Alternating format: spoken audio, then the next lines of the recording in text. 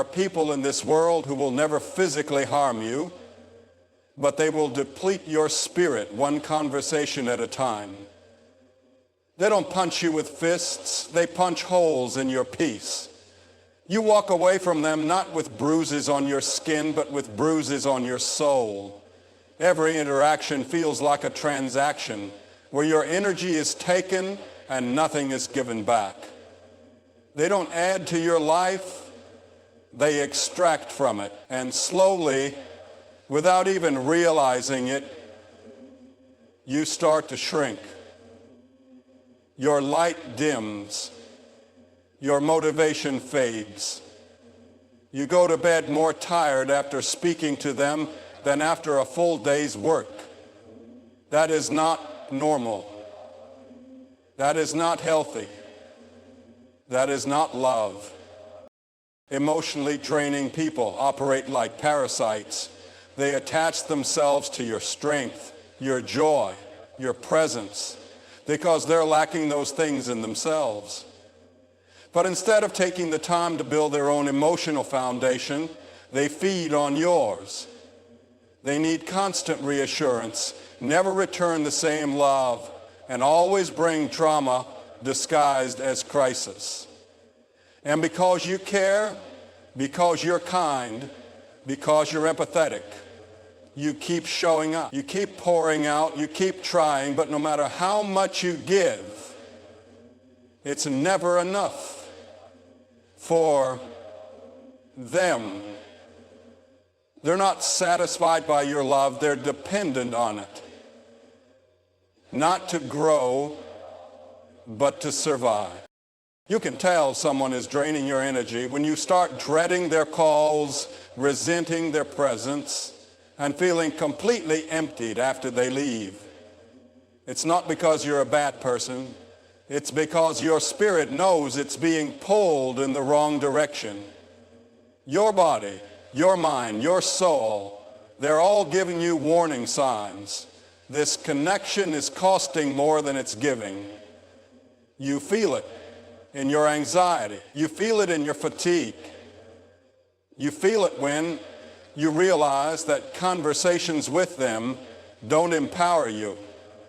They exhaust you. They come to you not to grow together, but to dump their chaos and walk away lighter while you carry the load. You were never meant to be someone else's emotional landfill. You are not a dumping ground for toxic energy, unresolved trauma, or constant negativity. And yet, bad people will use your compassion against you. They know you'll listen. They know you'll care. They know you'll feel guilty if you don't answer. So they exploit it. They turn your heart into their hiding place and expect you to clean up the emotional mess they refuse to confront. They don't want healing. They want to vent endlessly without growth. They don't want your advice. They want your energy. And once they drain it, they leave until they need more.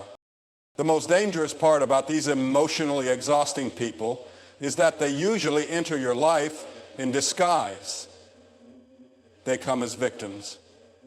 They come as wounded souls. They come as people in need of help. And because you're built to uplift, you respond with grace. But over time, you start to see a pattern. They're always in a crisis, always complaining, always struggling, but never taking action. You give them the same advice 10 times and they ignore it.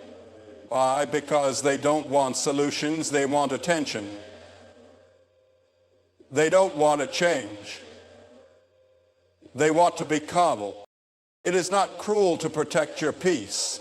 It is not cold to stop answering every call. It is not unkind to put space between you and someone who drains you. It is wisdom. It is survival. It is stewardship of your soul.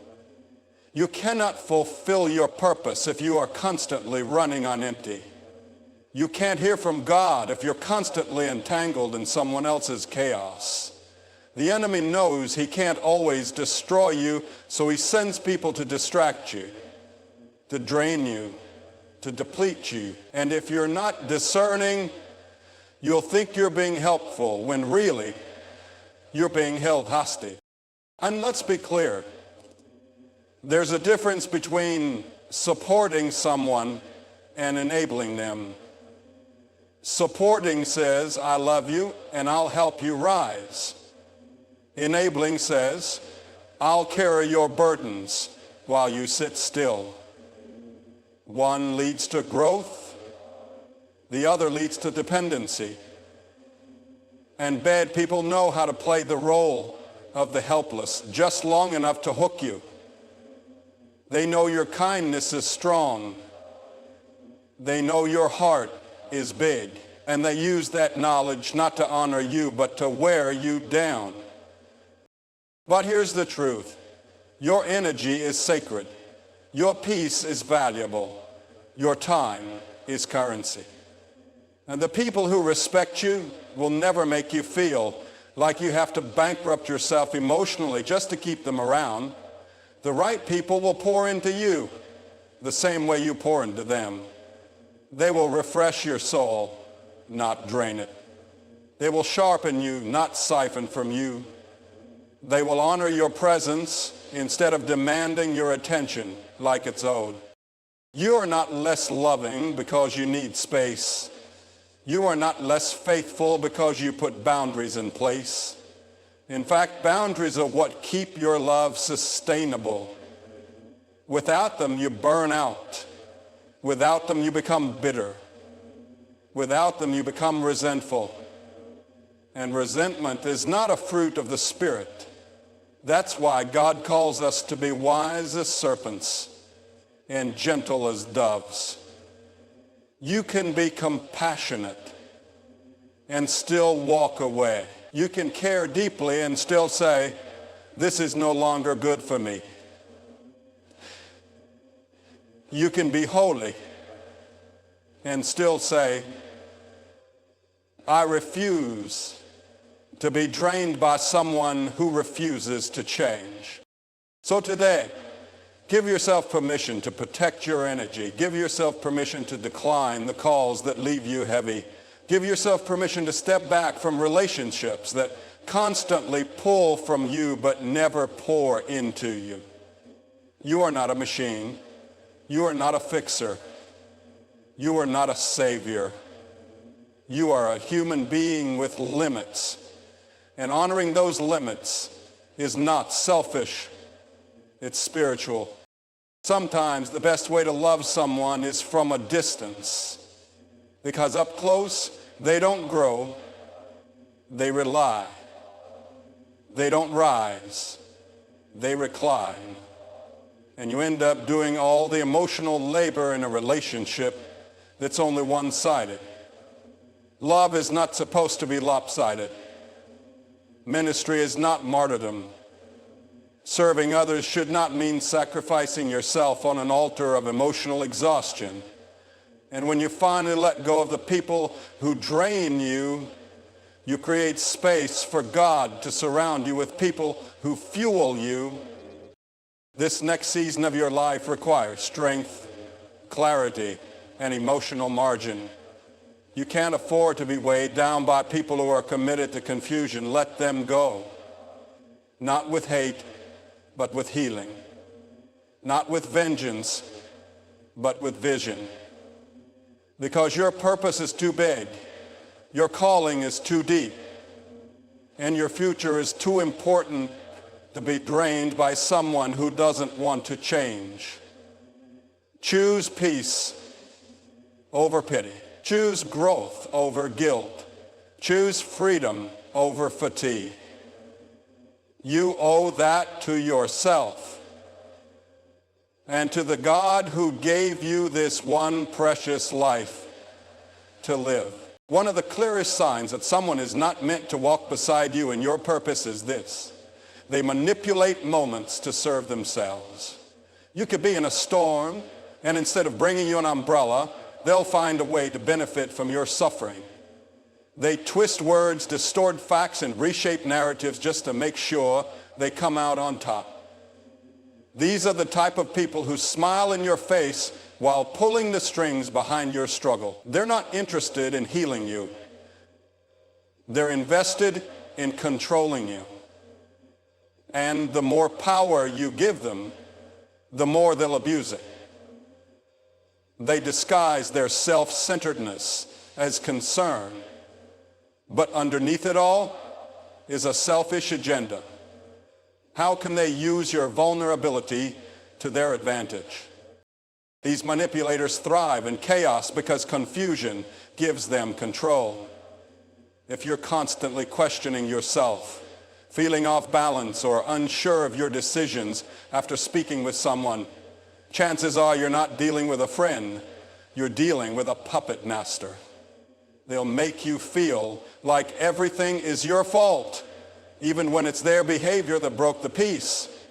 They want you to second guess your worth, your value, your direction, because if they can keep you in a fog, they can keep themselves in power. This is not love. This is not support. This is strategic sabotage masked as friendship. Manipulators are often charming on the surface. They know how to speak in a way that sounds right, but their actions betray their real intentions. They use guilt as a tool, making you feel responsible for their emotions, their outcomes, their chaos. And when they can no longer use you, they accuse you of being disloyal, selfish, or cold. But the truth is, they never valued your soul, only your service. They weren't in your life to pour into you. They were in your life to profit from you. Some people don't love you. They love the control they have over you.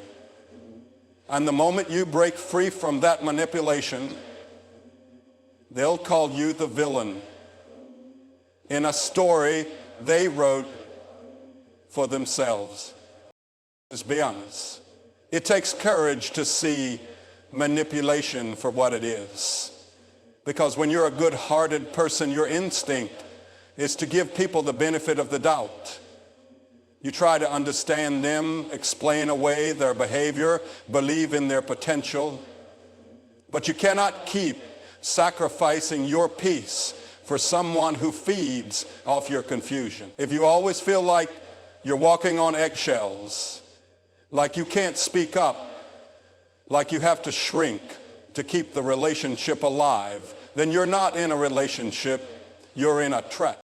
God did not create you to be a puppet. He gave you purpose, identity, and strength.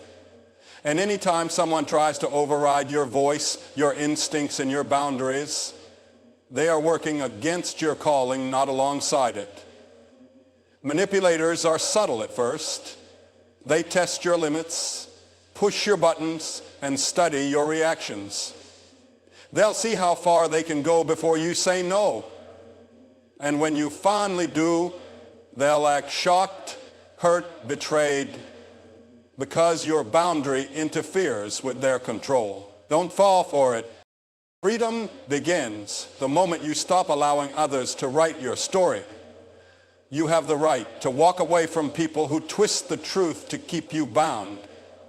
You are not responsible for fixing someone who refuses to face their own reflection. If someone only wants you when they can control you, they never loved you in the first place. Real love builds. Manipulation breaks. Real friends empower. Manipulators enslave. It's not your job to carry the weight of their deception. It's your job to protect your peace, honor your worth, and walk in the truth. The enemy often sends people who look like answers but are really assignments to distract you. You've got to look beyond the charm and examine the fruit. Are you growing around them or shrinking? Are you building or just constantly rebuilding the mess they leave behind? Manipulators will hijack your journey if you let them ride too long. Don't be afraid to pull over, open the door, and let them out of your life. The road ahead is too important to keep passengers who thrive on detours and delay. Trust your discernment. If something feels off, it probably is. If someone's words never match their patterns, believe their patterns. Manipulation is not always loud. It's often hidden in subtle guilt trips, passive-aggressive comments, and emotional withdrawal.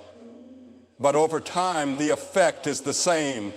You lose clarity, you lose strength, and worst of all, you start losing yourself. And when you lose yourself for someone who was never honest to begin with, the cost is far too high. You were not called to be controlled. You were called to be courageous. You were not created to be confused. You were created to walk in clarity. And if someone constantly twists the truth, turns every issue into your fault, and uses your heart as a tool for their gain, it's time to release them, not in bitterness, but in boldness. Because peace is better than fake companionship. Your destiny is too important to share with someone who only sees your value when it benefits them. Let them go and grow. Another dangerous sign that reveals the character of a bad person is their refusal to take accountability. They live in a world where they are never wrong, never at fault, and always the victim. Every fallout, every broken relationship, every lost opportunity somehow becomes someone else's responsibility. They wear blame like armor, not to protect themselves from the truth, but to deflect it. These people are allergic to reflection. They would rather point fingers than look in the mirror. And if you stay too close to someone like that, eventually you'll become the one holding the weight of their denial. Blame is the language of the prideful. It's the anthem of the unhealed. People who are unwilling to own their part in conflict are not ready for growth, because growth requires humility. It demands the courage to say, that was on me. But a toxic person avoids that kind of honesty like the plague. They're quick to bring up what others did, but conveniently forget the chaos they created. They rewrite the narrative to make themselves the misunderstood one, the victim of your boundaries, the casualty of your courage, the casualty of your courage.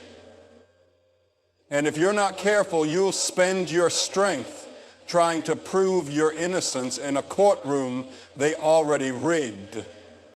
You cannot build a future with someone who refuses to take ownership of their past. You can't resolve conflict with someone who sees apology as weakness.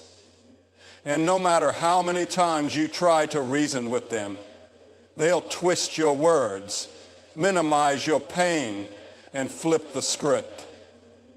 They're not interested in resolution. They're addicted to being right. And to them, being right is more important than being real. They'll sacrifice truth just to protect their image. But a person who can't be honest with themselves will never be honest with you. It's exhausting being around someone who never says, I was wrong. You start questioning your own memory, your own perception, your own sanity. You replay moments, wondering if you really did overreact, if you really did misunderstand. But deep down, you know better. You know what you felt. You know what you saw. You know the lies they told. And still they want to gaslight you into silence. to make you question what you know to be true. That is not love. That is psychological warfare dressed up as relationship. And someone avoids accountability, they avoid transformation. God doesn't bless pride, he blesses repentance. He doesn't reward those who hide their flaws, he lifts those who confess them. But bad people, broken people, unhealed people, they're not looking for healing, they're looking for someone to blame so they never have to change. And if you allow it, you will become the emotional punching bag for someone who refuses to grow. You'll apologize for things you didn't do, forgive things they never repented for, and stay quiet to keep peace they were never committed to. There comes a moment when you must stop absorbing the blame that belongs to others. Your peace is not dependent on how well you manage their dysfunction. Your job is not to be their emotional cushion every time consequences come knocking. If they cheated, lied, or manipulated, it's not because you weren't enough. It's because they lacked integrity. If they walked away when you needed them, it's not your fault. It's their inability to love with maturity. You cannot keep explaining accountability to someone who's committed to avoiding it. Let them go. The people who blame others for everything are the same ones who will blame you for setting boundaries. They'll say you changed. They'll say you're cold now. They'll say you turned your back. But what they won't say is how many chances they were given, how many warnings they ignored, and how many times they made you feel small for having standards. Don't let their narrative become your truth. You don't owe loyalty to someone who weaponized your loyalty against you. There's freedom in realizing that you are not responsible for carrying someone else's immaturity. You're not God. You can't save someone who doesn't see themselves as lost. And you can't fix someone who's addicted to blaming. Every time they mess up, they shift the spotlight. And if you're standing too close, that light will fall on you. You'll start defending yourself for problems you didn't create. You'll start apologizing for reactions to pain they caused. That's not a relationship. That's emotional slavery. You've got to rise. You've got to reclaim your power and protect your spirit. Let people take responsibility for their own healing. Let them face the consequences of their own choices. You can forgive them, yes. But forgiveness is not the same as access. Accountability is the bridge between forgiveness and reconciliation. Without it, you're just spinning in circles. True change requires acknowledgement. They can't even say, I was wrong. Then don't expect them to walk right. There is strength in walking away from people who are committed to staying the same. That doesn't make you arrogant. It makes you wise. Sometimes the most spiritual thing you can do is say, I will not carry your shame anymore. I will not be the scapegoat for your irresponsibility. I will not keep making excuses for a grown person who refuses to grow up. Bad people don't change through comfort. They change when they face themselves without a shield of blame. And if they never do, that's not your burden to bear. You deserve connections that take ownership, that speak truth, that walk in humility. You deserve people who can say, I hurt you and I'm sorry. Not just to win you back, but because they finally understand. Surround yourself with the honest, the humble, and the healed. Let the rest go. Your peace, your purpose, and your future depend on it.